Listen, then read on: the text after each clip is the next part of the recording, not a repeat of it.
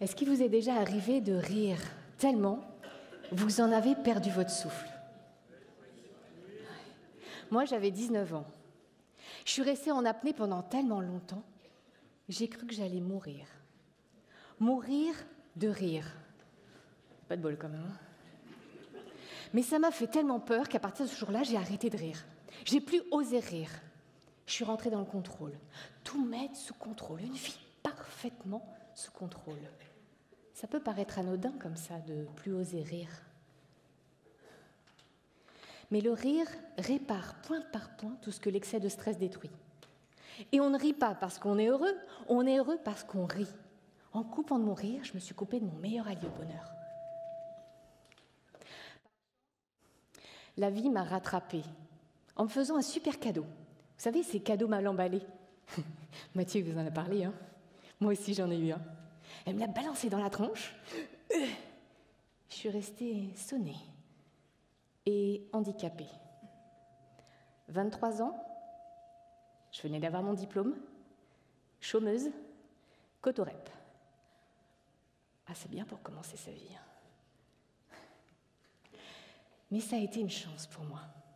Parce qu'à partir de ce jour-là, j'ai commencé une quête de bonheur. Pour découvrir que le bonheur, ce n'est pas à l'extérieur de soi, dans les plaisirs immédiats, la consommation, les distractions, on en a plein. Que le bonheur, ça se passe à l'intérieur de nous. Ça se cultive à l'intérieur de nous, dans notre propre rapport avec nous-mêmes. Ça ne s'est pas fait du jour au lendemain, hein, je vous rassure. 20 ans. 20 ans à étudier, en parallèle d'une carrière professionnelle, tranquille. J'y ai passé mes soirées, mes week-ends, mes vacances. Déjà pour sortir de mon handicap. Hors de question de rester avec des douleurs chroniques permanentes, âge 24 à 23 ans. Non, ça c'était pas possible. Et puis sortir aussi de toutes les chaînes, tout ce qui m'empêchait d'être heureuse, tout ce qui m'empêchait d'être moi. Sortir de cette honte que je portais en moi, qui me maintenait dans un sentiment d'infériorité. Je suis jamais assez, j'en fais jamais assez. Vous connaissez ça peut-être? Ça va parler à certains. Ouais. Jusqu'au jour où j'ai senti que j'avais suffisamment cheminé pour accompagner d'autres personnes. J'ai attendu longtemps avant. Et je me suis dit, tiens, peut-être que ce que j'ai appris, ça peut servir à d'autres. Aujourd'hui, les clientes que j'accompagne, des femmes à haut potentiel, qui ont des projets d'ambition, je les accompagne particulièrement sur un sujet qui les concerne toutes et qui vous concerne aussi tous. Le rapport à la peur. Cette croyance culturelle que la peur, c'est mal. Il faut s'en défaire. Je leur apprends à transformer ce rapport à la peur pour découvrir que la peur, c'est notre meilleur allié à la réussite. Apprendre à aimer nos peurs pour la puissance qu'elles ont à nous donner. Le problème, c'est pas l'émotion peur, c'est nos réactions impulsives. De manière biologique, on est avec des programmes automatiques qui nous permettent de survivre. Et là-dedans, dans l'eau, il y a 3 réactions primaires. L'attaque, la fuite ou la sidération. Ça nous permet de survivre. Vous avez un bus qui vous fonce dessus, vous pouvez faire un bond de 3 mètres, alors qu'avant, vous n'auriez pas pu. Cool, merci la peur. Là où ça commence à poser un problème, c'est qu'on n'a plus que 5% de nos peurs qui correspondent à un danger réel imminent. Pour tout le reste, ça ne nous parle pas d'un danger extérieur, mais d'un truc qui se passe en nous. Est-ce que ça vous est déjà arrivé d'hurler sur votre volant de rage parce que vous étiez en retard sur les autres automobilistes? Non, fais jamais ça. Mais tu vas te forcer du coup. Enfin, ouais. La peur, c'est comme un voyant, un stop. Elle n'est pas en train de vous dire « ton projet, il est nul, casse-toi ». Non. Ni « vas-y, fonce, les yeux fermés ». Ça va aller. Non. Elle est en train de vous parler de quelque chose qui est en vous. de précieux. Elle vous demande d'observer ce qui est en train de se jouer. 95% de ce qui se joue en vous, pas à l'extérieur. Pour ça, j'ai développé un processus en 4 R.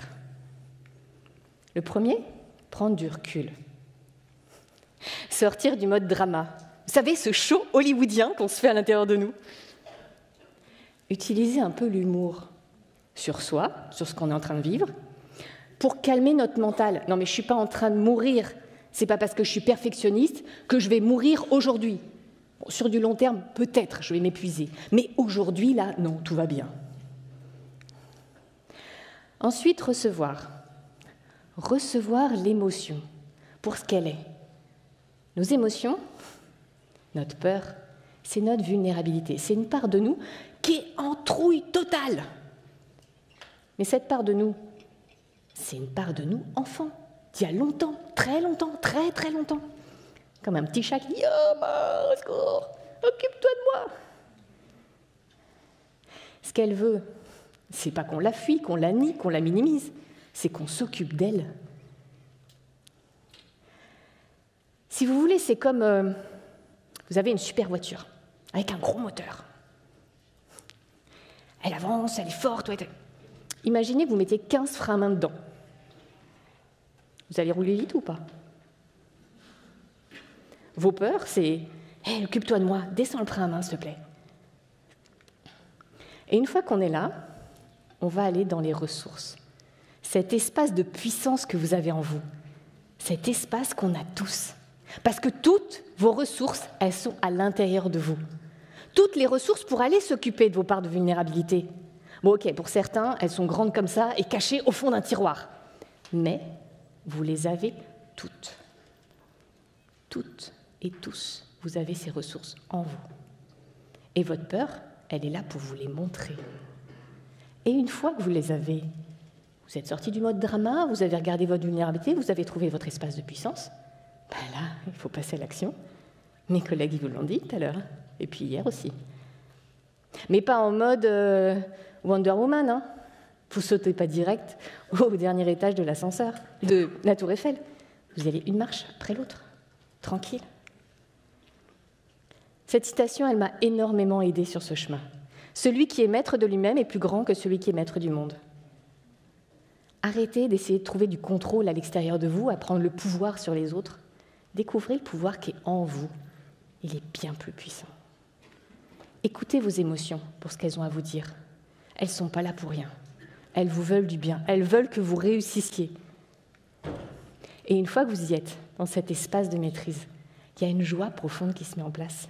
Une joie qui va vous porter dans vos projets, qui va vous permettre de dépasser tous les obstacles, quelles que soient les contractions que vous allez traverser. Elle va vous porter sans que vous ayez le moindre effort à faire. Alors autorisez-vous à être qui vous êtes, tel que vous êtes. Et autorisez-vous à vivre votre puissance. Merci.